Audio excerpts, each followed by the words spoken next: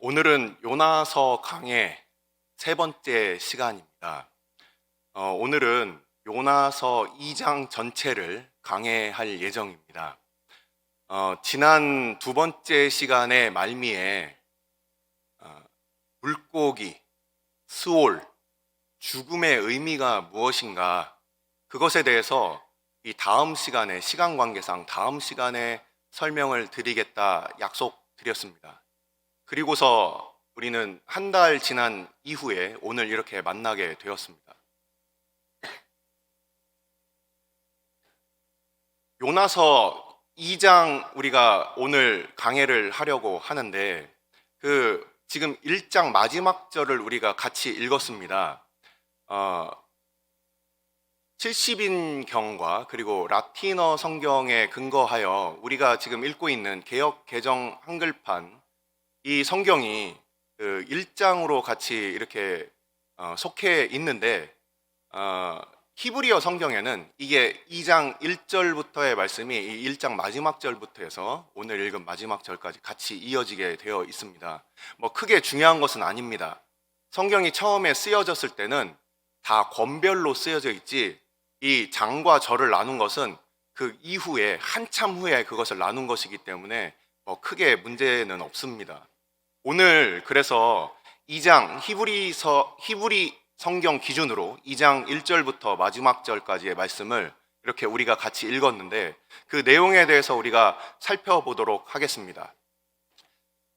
자, 우리는 지난 시간에 요나가 이제 하나님께서 보내신 그 풍랑 가운데 이제 뱃사람들, 선원들이 이제 요나를 들어서 물에 던지는 장면까지 해서 우리가 지난 시간에 같이 말씀을 보고 마쳤습니다. 그 요나가 이제 물에 던지워진 후에, 그 후에 어떠한 일이 있었는가, 이것에 대해서 이제 오늘 읽은 그 첫 구절이 설명을 해주고 있습니다. 우리는 지금 이 요나서를 이 전지적 작가 시점에서 이렇게 보기 때문에 물고기가 준비돼서 그래서 요나를 삼킨 것까지 우리가 다 알고 있습니다. 그래서 물고기가 준비됐다. 근데 그 성경을 보니까 여호와께서 지명하신 그 물고기, 그냥 우연히 그렇게 물고기가 삼킨 것이 아니라 여호와께서 지명하신 그 물고기가 준비하고 있다가, 대기하고 있다가 요나가 물에 빠지자 그 요나를 이렇게 집어 삼켜버린 것입니다. 그리고 나서 우리 한글 성경에 있어서 이제 2장 1절로 이렇게 넘어오게 됩니다. 자, 요나는 우리 지난 시간에 그 풍랑 가운데서도 하나님께 기도하지 않았다라고 말씀을 드렸어요.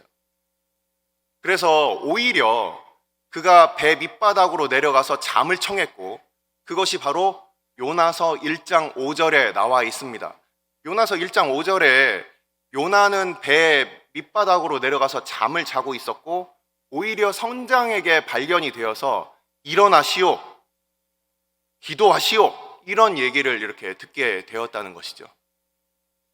그때까지, 그리고 물에 빠질 때까지 기도하지 않았던 이 요나가 오늘 이 2장 1절을 보시면 요나가 물고기 뱃속에서 그의 하나님 여호와께 기도하고 있습니다. 도대체 요나는 무슨 이유로 기도하게 되었으며, 요나가 기도했다는 것이 과연 어떤 의미인지에 대해서 이것은 맨 마지막 부분에서 말씀드리도록 하겠습니다. 우리가 살다 보면 기도하는 게 쉽지가 않습니다. 어떤 특별한 일이 있고 기도의 제목들을 주시고 또는 기도의 부탁을 받고 해도 우리의 죄의 본성이 쉽게 기도하지 못하게 합니다. 그런데 이 요나가 기도했다는 것은 과연 어떤 의미인가, 이것을 이따가 말씀드리도록 하겠습니다. 자, 우리는 먼저 이 요나서 2장에 있어서 이 요나서 2장 2절부터 9절까지의 이 요나의 기도에 대해서 우리가 오늘 집중적으로 볼 것인데, 이 요나의 기도는 크게 두 부분으로 나뉘어져 있습니다. 2절부터 7절까지가 크게 첫 번째 한 부분이고, 그리고 8절, 9절이 뒤에 부분입니다.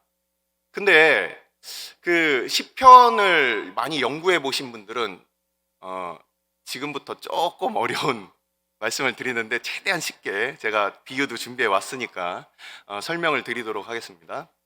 우리가 시편을 보면은 하나님을 향한 기도가 시편에 많이 등장을 합니다. 근데 그 구조라는 것이 있어요. 그 히브리어 성경을 보면은 그 구조라는 그것이 시편 내에 항상 존재하고 있는데 우리가 잘 인식하지 못하고 읽을 뿐이죠. 그래서 보통 시의 형식으로 돼 있는 그 구조는 어떻게 돼 있냐면, 이 중에서 샌드위치 또는 햄버거를 모르시는 분은 아마 안 계실 겁니다. 예. 그 빵이 있으면은 맨 밑에 빵을 깔죠. 그러면 그 위에 야채를 이제 깝니다. 그리고 소스도 뿌리고, 그리고 가장 중요한 주인공이 등장합니다. 뭐 햄버거면은 햄 패티가 들어갈 것이고, 그리고 샌드위치면은 가운데 이제 햄이나 아니면 치즈 같은 그런 우리가 먹음직한 어떤 그런 재료들이 들어가고, 그 위에 다시 야채와 그리고 빵으로 이렇게 덮는, 이렇게 양쪽의 어떤 구조로 이렇게 이루어져 있습니다. 빵이 양 끝에 있고 그 또 사이에 야채들이 들어가 있고, 가장 중요한 것이 제 입장에서 가장 중요한 것이 그 고기가 가운데 이렇게 들어가 있는 이런 구조로 이렇게 되어 있어요. 오늘 읽은 이 요나의 기도도 2절부터 7절까지를 보시면 한번 보십시오. 2절과 7절이 빵입니다. 그리고 2절과 6절 하반절부터 7절까지가 빵입니다. 빵 부분입니다. 그리고 3절과 5절에서 6절 상반절까지가 야채 부분입니다. 그럼 제일 중요한 것은 무엇이겠습니까? 4절 부분이 이 요나의 기도에서 제일 중요한 부분이다, 이렇게 우리가 생각을 할 수가 있어요. 그래서 여러분들이 오늘 요나의 기도뿐만 아니라 앞으로 시편을 볼 때 이런 구조들이 많이 등장을 합니다. 앞의 내용과 맨 뒤의 내용이 유사하고, 그 다음의 내용과 그 뒤에서 그 전 내용이 유사하고, 가운데에 그 핵심이 있는 이런 구조들이 종종 등장하게 된다. 이것을 염두에 두시고 조금 깊게 공부를 했습니다. 이걸 가지고서 우리가 오늘 본문을 보면은 좀 더 그 구조가 보일 것입니다. 자, 제가 오늘 이 요나서 2장 말씀은 지금까지 이야기가 계속 스토리로 전개가 돼 있는데, 이 요나서 2장은 이렇게 시의 구조로 되어 있고, 그것이 이제 요나의 기도였는데, 근데 이 요나의 이 기도를 우선 우리가 이해하기 전에 먼저 전제로 예습을 해야 되는 부분이 있어서 또 한 번 더 말씀을 드리도록 하겠습니다. 지난 그 말미에 말씀드린 바와 같이 물고기를 준비하셨다. 그리고 오늘 읽은 이 2절에서 스올의 뱃속이다. 물고기 뱃속인데 스올의 뱃속이라고 이렇게 표현하는 이 스올이라는 것이 무엇인가를 우리가 먼저 이해를 하고 그 다음에 우리 본문을 보아야 합니다. 제가 스올에 대해서 그 설명을 드리도록 하겠습니다. 자, 이 히브리 사람들이 지금 오늘날 같은 어떤 그 과학 교육을 받지는 않았을 거예요. 그렇죠? 우리가 지금 받고 있는 이 고등 교육들은 그 계몽주의 이후에 어떤 그 과학적인 그 관찰과 그리고 거기에 대한 가설과 그것에 대한 검증이라는 과학적인 원리들이 도출된 이후에 그것이 생물학적이든 지구과학적이든 아니면 물리적이든 이런 과학적인 사고들을 통해서 오늘날 많은 부분의 인간의 지적인 토대들이 이렇게 마련이 되었습니다. 근데 그 옛날 이 성경이 쓰여졌을 그 당시에 요나가 대략 주전 7세기경 사람이었으니까 지금으로 따지자면 어느 정도 전입니까? 대략 2700여 년 전에 그 당시에 그 히브리 사람들의 그 사고는 크게 이 세계는 세 가지 구조로 이렇게 이루어져 있다, 이렇게 생각을 했어요. 땅 위, 그리고 땅 아래, 이렇게 해서 전체적인 그 우주관은 이렇게 크게 세 가지로 나눠져 있습니다. 땅 위, 그리고 땅 아래. 그런데 이제 이 히브리 사람들의 이 우주관을 봤을 때는 또 이 땅 위에 있는 것을 봤을 때는 우리가 크게 또 세 가지로 이렇게 나누게 됩니다. 여러분들 잘 아실 겁니다. 사도 바울이 나는 세 번째 하늘까지 올라갔다, 뭐 이렇게 표현을 하는 부분을 여러분들 들어보셨을 거예요. 그 표현이 무슨 뜻이냐면, 이 당시에 이 히브리 사람들은 예수님 당시의 사람들도 그랬죠. 그 우리가 지금 살고 있는 이 땅에서 새들이 날아다니고, 그리고 뭐 이렇게 그 공중에 그런 그 날짐승들이 이렇게 다니는, 구름이 떠 있고, 이런 하늘을 첫 번째 하늘이다 이렇게 생각을 한 거예요. 그리고 별들이 있고, 그리고 해가 있고 달이 있는 바로 그런 더 멀리 있는 하늘, 이것을 두 번째 하늘이다 이렇게 생각을 했습니다. 그리고 하나님과 천사들이 머무는 곳, 그곳을 세 번째 하늘이다 이렇게 생각을 했다라는 겁니다. 자, 그래서 당시에 그 우주관은 크게 세 가지로 나눠져 있고, 이 지상에 대한 부분도, 이 공중에 대한 부분도 세 가지로 이렇게 나눠져 있는데, 그러면은 이 땅 밑에 있는 세계는 어땠느냐? 여기에 대해서 이제 성경 곳곳에 등장하는 바 그 표현들을 가지고서 제가 먼저 설명을 드리도록 하겠습니다. 성경을 보면은 이제 스올이라는 표현이 이렇게 돼 있는데, 그 히브리어 그 발음대로라면 쉐올 이렇게 발음을 합니다. 쉐올이라는 것이 언제 처음으로 등장을 하느냐 하면은, 성경에서 창세기에서 이 야곱이 사랑하는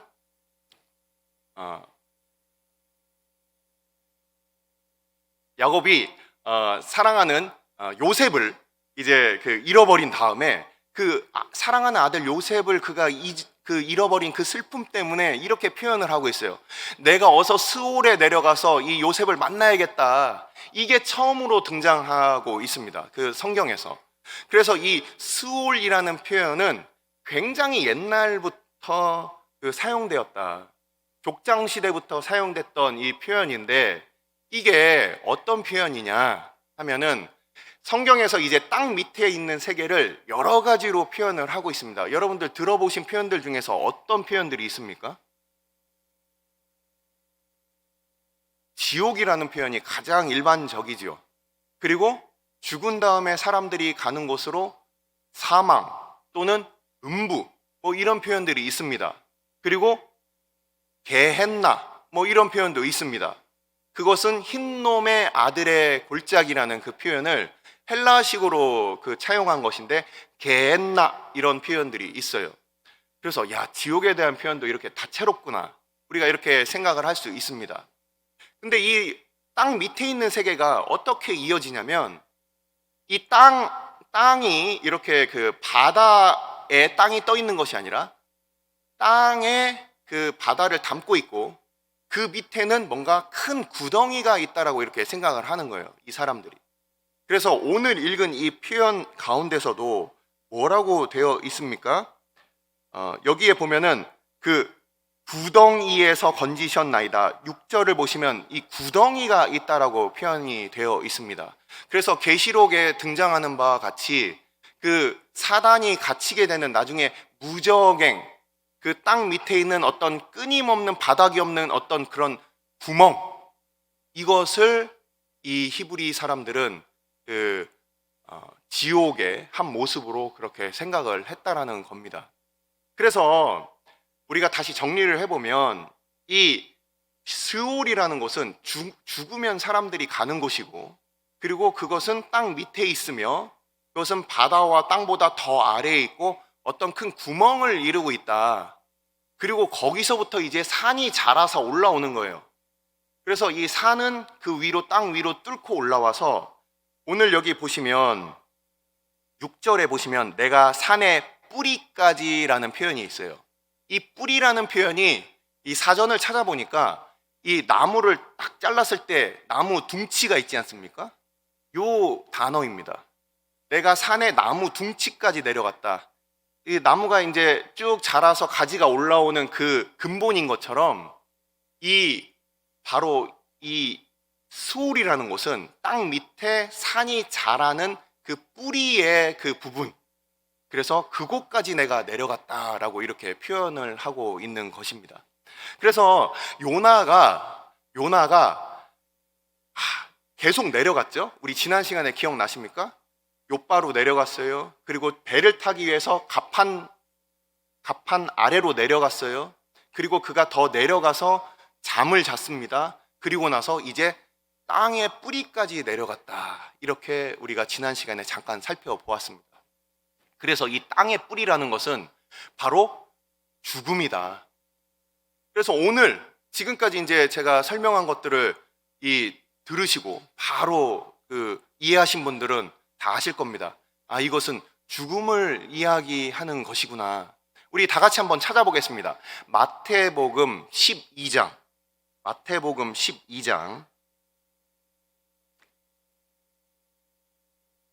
40절 말씀을 한번 다 같이 찾아보도록 하겠습니다. 우리 첫 시간에 신약에 있어서 요나가 등장하는 곳이 어디 있습니까? 라고 제가 여쭤보았습니다.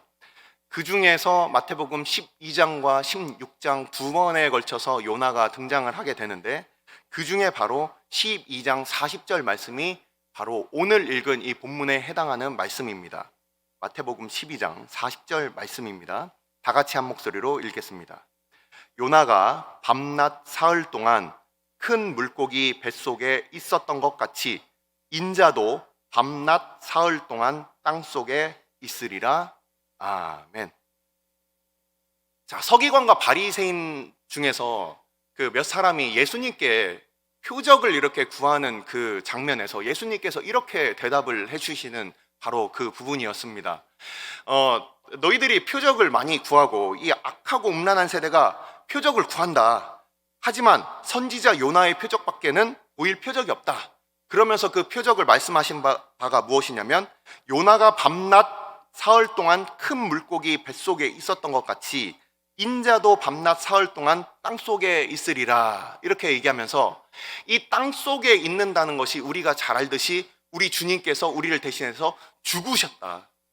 사망 가운데 죽으셨다. 바로 그것을 우리는 알 수 있습니다. 마찬가지로 이 요나가 이 사흘 동안 물고기 뱃속에 있었다는 그 의미가 무엇이냐?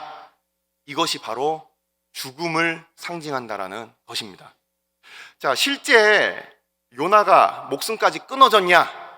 그러면은 뭐 설 죽은 거 아닙니까? 뭐 안 죽은 거 아닙니까? 이렇게 생각하시는 분들이 있어요. 여기에 대해서 이제 죽음의 의미가 무엇인가를 우리가 보아야 합니다. 자, 여러분들은 죽음이 무엇이라고 생각하십니까? 가까이에서 죽음을 경험해 보셨던 분들 아마 있으실 겁니다. 가장 사랑하는 사람을 잃은 경험, 그리고 더 이상 지금은 만날 수 없는 그런 슬픔 가운데 그런 계신 분들, 그런 경험을 하신 분들, 뭐 이 자리에 앉아 계신 분들뿐만 아니라 집에서 인터넷으로 예배를 드리시는 분들도 마찬가지로 다른 사람들에게 다 설명할 수 없고 그것들을 다 표현할 수 없는 그런 아픔들이 우리가 죽음으로 우리가 그렇게 알고 있습니다. 1차적으로는 육체적인 숨이 끊어지는 것, 그래서 더 이상 우리가 그 사랑하는 사람을 곁에 둘 수 없는 것, 이런 것들을 우리가 1차적으로 죽음이라고 그렇게 생각을 할 수가 있습니다. 근데 오늘 이 성경에서 나오는 이 요나가 처한 이 스올의 뱃속은, 그러면은 요나가 지금 살아있는 것이냐, 아니면 죽었는데 영이 기도하는 것이냐, 뭐 이렇게 논쟁거리가 생길 수 있다라는 겁니다. 우리 먼저 이 죽음에 대해서 그래서 정의를 정확하게 내리지 않으면 이 본문은 우리가 반쯤밖에 이해를 하지 못하게 됩니다. 이 죽음에 대해서 얘기하기 바로 직전에 제가 요나가 있었던 어떤 그 물리적인 그 상황적인 자연 상태의 어떤 그런 상황에 대해서 나름대로 찾아본 부분을 먼저 말씀드리고 죽음에 대해서 설명을 드리도록 하겠습니다. 자, 하나님께서 그 요나를 위해서 물고기를 준비를 하셨는데, 이 물고기라는 단어와 뭐 고래,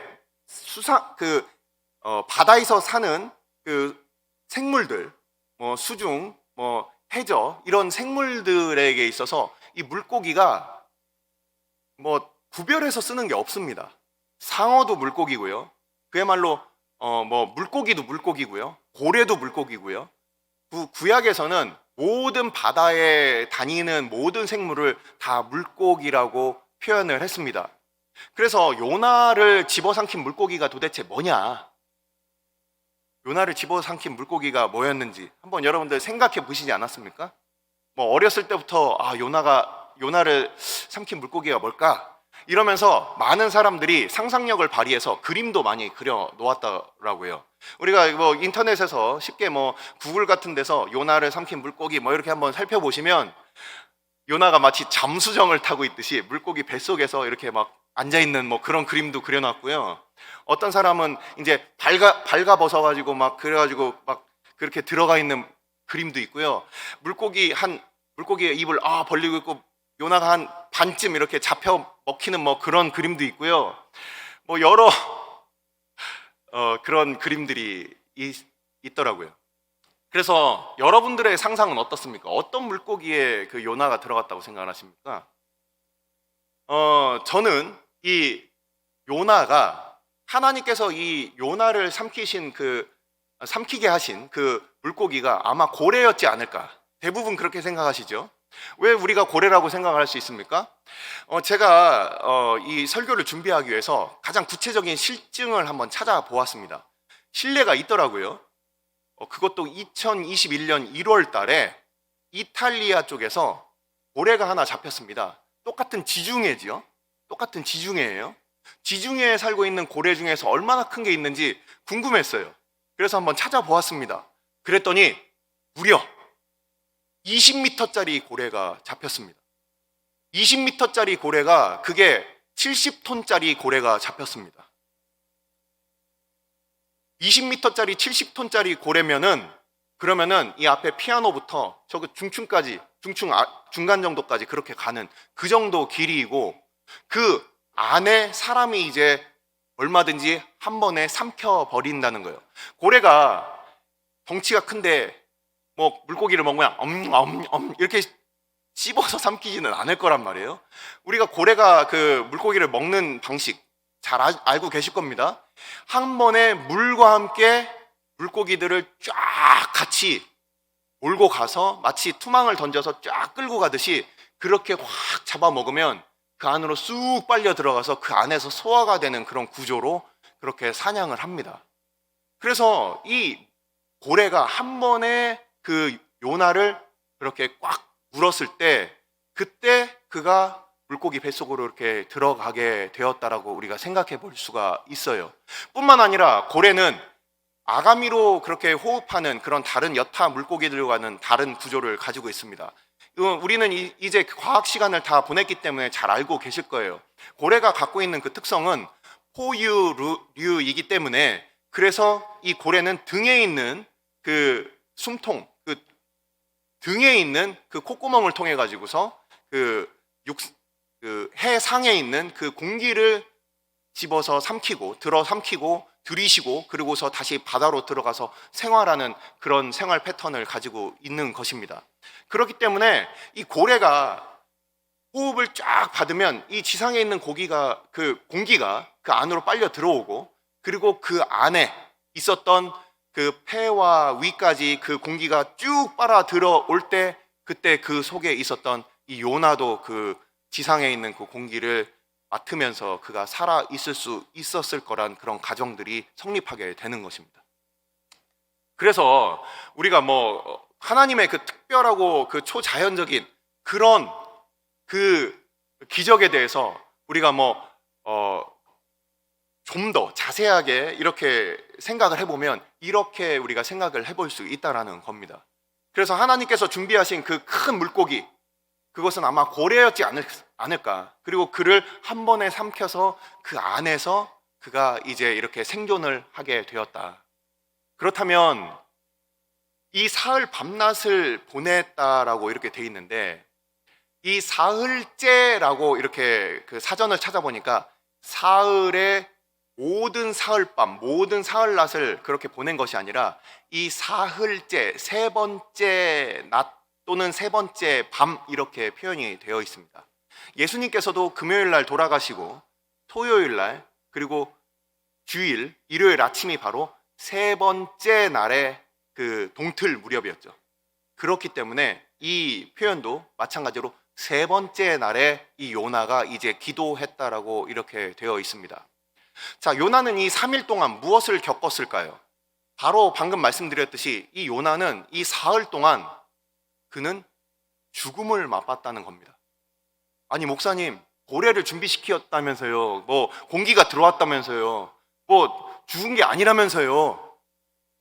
자, 여기서 이제 우리가 죽음의 그 정의에 대해서 살펴보아야 합니다. 죽음이란 무엇인가?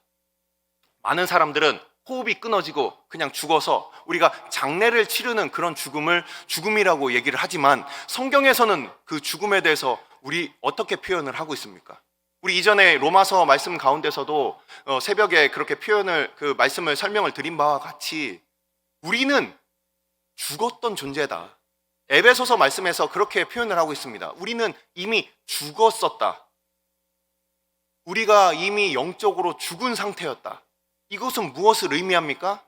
우리가 꽃가지가 그렇게 나무에 붙어 있을 때는 살아있는 거지만, 하지만 전지를 해서 그 가지를 떼어 놓으면은 아무리 뭐 설탕물에 담궈 놔도 며칠 지나면 그 꽃은 시들어버리고 말라 죽게 됩니다.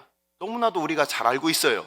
겉으로 보일 때는 지금은 뭐 돈도 열심히 벌고 그리고 뭐 세상에서 소위 잘 나가는 그런 모습으로 그렇게 살아가는 것 같지만, 하나님을 떠난 사람들은 결국 그들은 죽음이 명백하다. 명백하다. 우리가 물고기를 아무리 큰 거 막 삼치가 있습니다. 막 참치가 있어요. 막 파닥파닥하고 막 사람이 이렇게 안으면은 막 너무 세서 막 사람 막 턱을 막 이렇게 날릴 정도의 그런 꼬리 힘을 가진 그런 물고기도 바다에서 건져서 내려놓으면 아무리 발버둥 치고 당장은 살아있는 것 같고 아가미를 그렇게 숨을 쉬려고 노력을 하는 것 같지만 불과 며칠 지나지 않아서 다 죽게 되는 것입니다.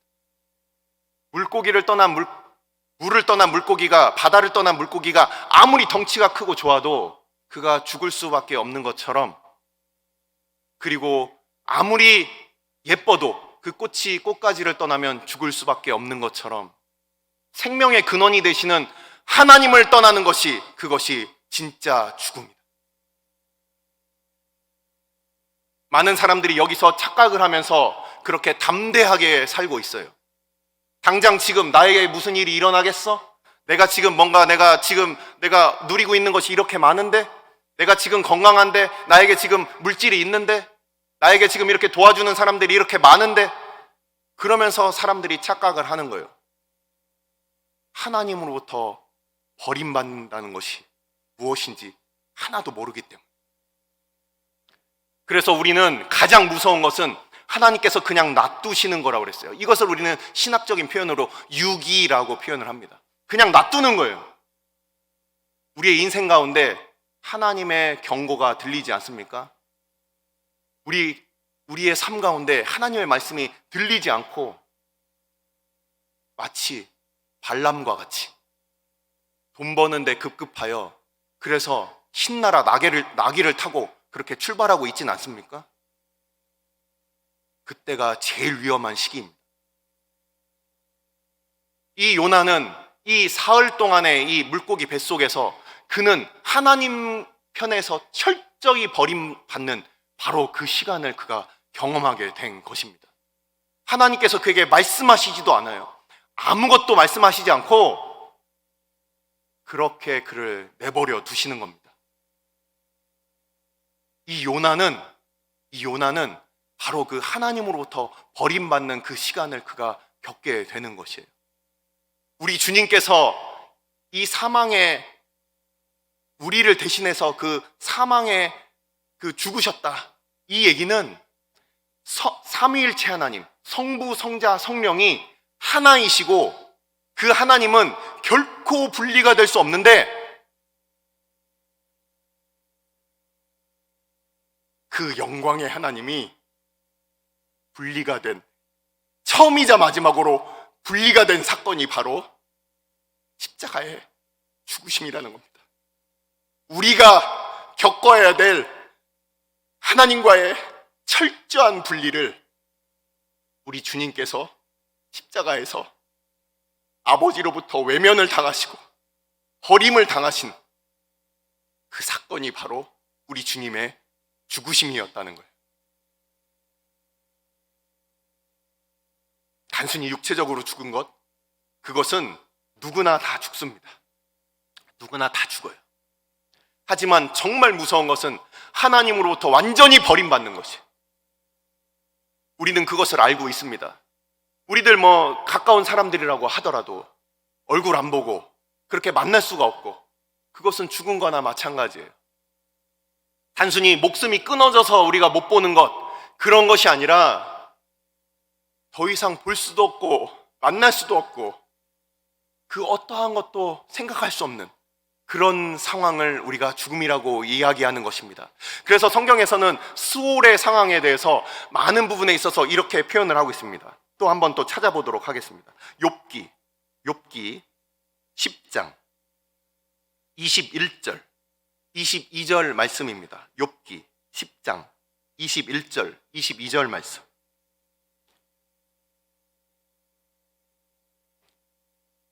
다 같이 한 목소리로 읽겠습니다. 내가 돌아오지 못할 땅, 곧 어둡고 죽음의 그늘진 땅으로 가기 전에 그리하옵소서.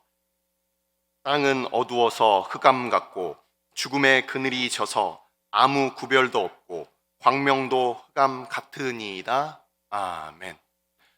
지옥에 갔다 온 사람들 이야기, 천국에 갔다 온 사람들 이야기, 여러 그런 간증 집회들이 있지만 대부분 다 거짓말입니다. 믿을 필요 없습니다. 그런 것들로 사기치는 사람들이 너무나도 많은 시대가 되었습니다. 하지만 성경에 나와 있는 바, 우리가 그 말씀은 우리가 성경을 통해서 그 죽음 이후의 삶이 어떤지를 우리가 찾아볼 수가 있습니다. 누가복음 16장을 보셔도 우리 주님께서 부자와 거지 나사로의 그 말씀을 하시면서 그 음부라는 곳, 죽음이라는 곳은 어떠한 곳이냐? 그곳은 고통이 있는 곳이다. 그리고 불꽃이 있어서 굉장히 고통을 받는 곳이다. 이렇게 얘기를 하고 있고, 지금 읽은 이 욥기에서 말씀 같은 경우는 어둡고 죽음이 있다. 그리고 죽음의 그늘이 져서 광명도 없다. 흑암과 같다. 아무것도 보이지 않는다. 땅 속에 그 구멍 안에서 무엇이 보일 수 있겠습니까? 어떤 빛을 볼 수가 있겠습니까? 아무것도 볼 수가 없는 거예요. 그래서 하나님의 빛 대신 하나님으로부터 버림받아서 그냥 어두운 가운데서 내가 어디 있는지, 왜 있는지, 도대체 어디로 빠져나가야 될지 아무것도 모르는 그런 답답한 상태. 우리가 이 땅 가운데 살아가지만 우리의 마음이 도대체 어디가 탈출구인지, 내가 어디로 나아가야 될지 그 답답함과 빛이 보이지 아니하고, 그리고 더 이상 이제는 나는 잊혀진 존재와 같고, 더 이상 나의 이야기를 들어주는 그 아무도 없는 철저히 고독한 그 세계, 이것을 죽음이라고 성경에서는 표현하고 있습니다. 다른 곳도 많이 있지만 시간 관계상 다 찾아볼 수 없고, 성경에서 표현하는 바는 그곳은 잊혀진 곳이다. 그곳은 철저히 혼자 있는 곳이다. 그곳은 하나님 앞에 그 얼굴을 볼 수 없는 곳이다. 그렇게 표현을 하고 있습니다. 그래서 이 요나는 이 사흘 동안 그가 겪은 이 죽음을 통해서 그의 마음이 이제 돌이키게 됩니다. 군대에 다녀오신 분들은 군대가 대략 어떤 식으로 돌아가는지를 잘 알고 있어요. 근데 우리가 TV를 보든지 예능 프로그램 같은 걸 보시거나 하시면 군대 체험하는 그런 프로그램들이 있습니다. 그리고 해병대 캠프도 있고요. 진짜 사나이, 가짜 사나이 해갖고서 그런 프로그램들이 있습니다. 그래서 거기서 막 이렇게 군복도 입어보고 훈련도 해보고 집합도 해보고 그 엎드려 뻗쳐도 해보고 이러면은 아유, 군대 힘들구나 이렇게 생각을 하게 되죠. 하지만 군대 갔다 온 사람에서 그 입장에서 그것들을 보면은 그냥 그 막타워라는 그 낙하산 훈련하는 거 그거 한번 점프하기도 막 덜덜덜덜 떠는 모습을 보면서 야, 참 웃긴다 이렇게 생각을 하게 되는데, 실제 이 중에서 이제 낙하산 훈련을 해보신 분들은 알 겁니다. 막 수시로 막 뛰어요. 그러고서 실제 낙하산까지 뛰게 되고, 이 요나가 겪은 것은 이 사흘 동안, 단지 사흘입니다. 이 사흘 동안 하나님 앞에 버림받는 그 맛보기를 한 거예요. 근데 그가 정신이 번쩍 나는 거예요. 잠깐 그 군대를 체험하고 이 사회에서의 삶이 얼마나 이것이 소중한 것인지 알겠다. 마치 그렇게 정신 차리는 것처럼 이 요나도 그렇게 정신을 차리게 됩니다. 그래서 오늘 본문을 다시 돌아오면 이제 이렇게 얘기합니다. 드디어 기도하기 시작했어요. 내가 받는 고난으로 말미암아 여호와께 불러 아뢰었더니 주께서 내게 대답하셨고 내가 스올의 뱃속에서 부르짖었더니 주께서 내 음성을 들으셨나이다. 6절 하반절 부분입니다. 나의 하나님 여호와여 주께서 내 생명을 구덩이에서 건지셨나이다. 내 영혼이 내 속에서 피곤할 때, 여기서 피곤할 때라는 것은 불꽃이 이제 우리 뭐 가스불이나 가스라이터 같은 데서 이제 그 꺼지기 직전에 파르르 떠는 그런 불꽃 보셨을 겁니다. 그리고 촛불에서 이제 꺼지기 직전에 이제 그 연기가 피어오르기 직전에 그 마지막 꼬마 불꽃을 여러분들 기억하실 겁니다. 그렇게 이제 생명이 완전히 사그러드는 바로 그러한 상태를 피곤할 때라는 이렇게 번역을 해놨어요. 그래서 내 영혼이 내 속에서 이제 완전히 없어지기 바로 그때에 내가 여호와를 생각하였더니 내 기도가 주께 이르렀사오며 주의 성전에 미쳤나이다. 주님께서 나의 기도를 들으셨습니다. 나를 다시금 살리셨습니다. 이 빵이 이렇게 준비가 됐습니다. 그 중간에는 이 요나가 받았던 그 고통이 이제 담겨져 있습니다. 주께서 나를 깊음 속 바다 가운데에 던지셨으므로 큰 물이 나를 둘렀고 주의 파도와 큰 물결이 다 내 위에 넘쳤나이다. 5절과 6절 상반절까지입니다. 물이 나를 영혼까지 둘러싸우며 깊음이 나를 에워싸고 바다풀이 내 머리를 감쌌나이다. 내가 산의 뿌리까지 내려가 싸우며 땅이 그 빗장으로 나를 오래도록 막았사오나. 음부에까지 내려간 스스로 나올 수 없이 땅이 그 빗장을 이제 가르고 나를 못 가게 그렇게 나를 가둬놓는, 죽음으로 들어가는 것은 내 맘대로 들어가는 것 같았지만 그곳에서 나의 힘으로는 절대 빠져나올 수 없는 그런 우리의 비참함과 무기력함과 전적인 무능력을 그렇게 표현하고 있습니다. 그렇게 하나님의 그 사명은 뒤로 하고 그렇게 개인적인 복수심 때문에 그렇게 죽음에까지 자기 발로 그렇게 쫓아 들어간 그 요나가 이제 후회하고 있는 바는 내가 여기서 빠져나갈 수 있는 힘이 없구나. 그러면서 이 4절이 핵심이라고 말씀을 드렸어요. 내가 말하기를 내가 주의 목전에서 쫓겨났을지라도 다시 주의 성전을 바라보겠나이다 하였나이다. 쫓겨났어요. 이제는 소망이 없어요. 근데 이 가장 중요한 동사, 야사프라고 하는 이 동사입니다. 이 야사프라고 하는 동사가 다시 하다 이렇게 되어 있어요. 다시 하는데 그가 다시 주께서 계신 그 성전을 바라보는 거예요. 기도란 무엇이냐? 기도란 무엇이냐? 자, 우리는 교회에 오면은 말씀과 기도라는 얘기를 귀에 못이 박히도록 우리가 듣습니다. 말씀은 무엇이냐? 우리가 잘 알고 있어요. 하나님의 말씀을 내가 듣는 것이에요. 하나님의 말씀이 강단에서 선포되면 내가 그 말씀을 듣는 거죠. 기도란 무엇이냐? 내가 주님의 이름을 부르면 주께서 나를 들으시는 거예요. 이게 기도예요. 기도는 의무도 아니고 그냥 내가 뭔가 해야 될 큰 일이 있어서 아이고 또 오늘 또 기도하러 나가야 되겠네, 이것이 아니라 하나님 나 여기 있습니다, 나를 들으소서. 이것이 기도예요. 주의 말씀을 내가 듣고 내가 주님께 부르짖는 나의 음성을 주님께서 들으시는 것, 그것이 기도라는 거예요. 요나는 그 기도를 들으실 그 하나님을 향하여 그가 이렇게 내가 다시 주님을 바라보겠다, 다시 주님을 바라보겠다. 어려움과 낭만과 환난과 또는 하나님을 바랄 수 없는 그 환경 가운데 내가 다시는 내가 주님 안 봐, 이렇게 생각하는 사람들이 있어요. 개인적으로 자기 그 은혜를 잃어버린 사람들, 이제 뒤에 나옵니다. 하나님의 그 은혜를 잃어버린 사람들은 그렇게 주님을 떠납니다. 내가 교회 가나 보라. 그런 사람들의 그 상태 곧 나옵니다. 하지만 그 은혜를 아는 사람들은 다시 하나님 앞에 그 얼굴을 쳐다보는 거예요.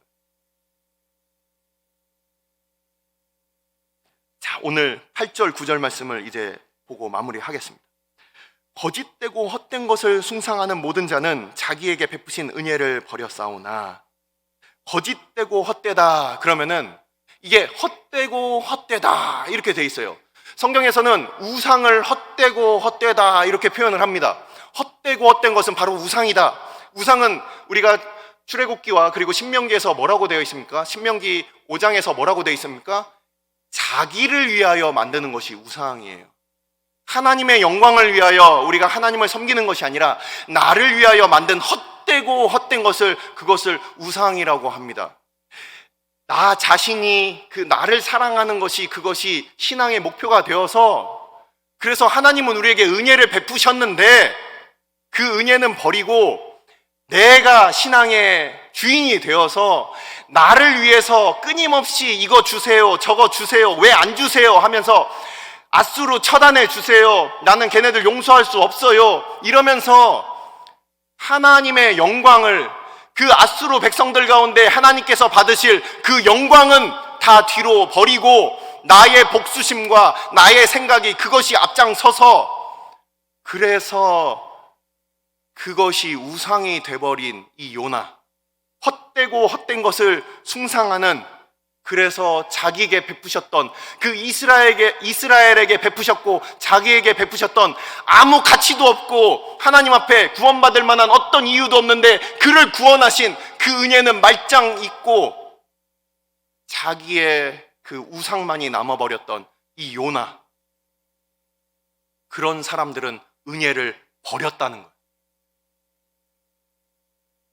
은혜 안에 다 있는데 마치 헛되고 헛된 것 안에 뭔가 있는 것처럼 신기루를 쫓아다니고, 그렇게 오아시스가 혹시 있지 않을까 그렇게 찾아다니는 거예요.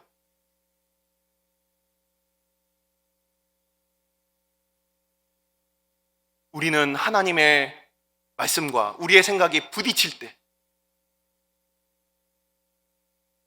하나님의 말씀이 나의 생각과 다르니까 싫어요. 듣기가 싫어요. 도망가요. 그런 요나가 이제 정신을 차리고 이렇게 고백하고 있습니다. 9절입니다. 나는 감사하는 목소리로 주께 제사를 드리며 나의 서원을 주께 갚겠나이다. 구원은 여호와께 속하였나이다. 요나가 이제 마지막으로 고백하는 것은 무엇입니까? 요나가 마지막으로 고백하는 것은 무엇이냐?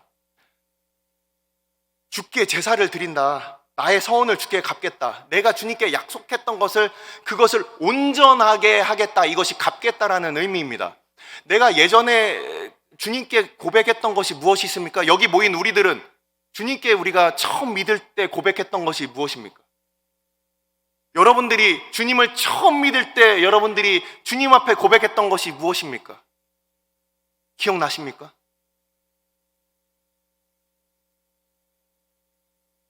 주님밖에 없습니다.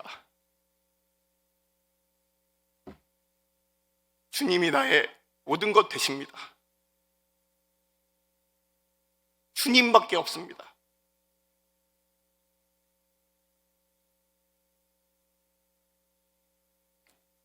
근데 어느 순간부터 주님 말고 다른 게 생기기 시작해요. 주님만 전부가 아니에요. 하지만 이 요나는 다시금 그의 첫 서원을 다시금 기억하는 거예요. 주님만 나의 모든 것이시죠. 내가 이해할 수 있든 이해할 수 없든 내가 이해할 수 없는 방법으로 우리를 구원하신 것 아닙니까? 그 은혜로. 근데 내가 이해하는 것만, 내가 이해할 수 있는 것만, 그것들만 내가 따르길 원하고, 그것들만 하나님의 뜻이라고 그렇게 우기면서 뭔가 하나님 잘못됐죠, 내가 잘못된 게 아니라 하나님 잘못된 거 아닙니까? 이러면서 그렇게 그 멀리 떠나면서 하나님과 거리를 두는 그런 삶을 그가 돌이키며 이렇게 얘기하고 있는 겁니다.